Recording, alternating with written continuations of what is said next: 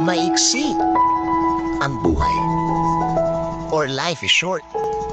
Madalas nating marinig, marami nagsasabi, mga taong walang pakialam sa mga pangit na nangyayari sa buhay. Nakafocus lang sila sa kung ano ang importante. Life is short. Para isipin at asikasuhin pa ang mga sinasabi ng iba.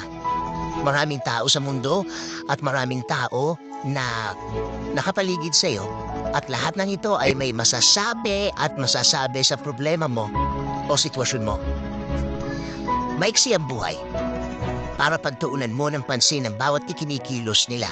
Oo naman, may mga pagkakataon na binabasa mo na para kang nasa school na pinag-aaralan mo pa. Alam kong hanggang ngayon, binibigyan mo pa ng oras sa mga ito. Na may mga araw na nasasayang lang ang panahon o oras mo sa pagpansin at pag-iisip sa mga ginagawa ng ibang tao. Maiksi ang buhay. Bakit hindi na lang ang mga magaganda ang bigyan mo ng pansin at i-enrich sa buhay mo? Narinig mo na siguro ang linya.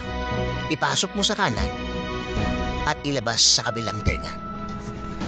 Ang linyan nagsasabi na huwag nang bigyan ng oras sa mga yan. Again, masyadong maiksi ang buhay para paibigay sa mga taong ito ang mga precious moments na ito. Una, ibigay ito sa sinasabi ng Diyos. Mga words na magbibigay sa iyo ng peace of mind at katahimikan hanggang loob ng pagkatao.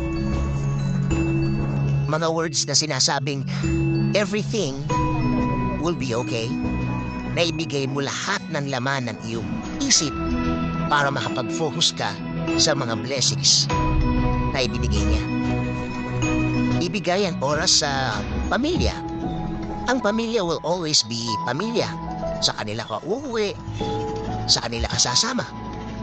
Maging instrumento ng pagiging isa ng pamilya dahil malaki ang premyo mo sa Diyos kung katahimikan ang purpose mo. Hindi lang sa pamilya, kahit nasaan ka.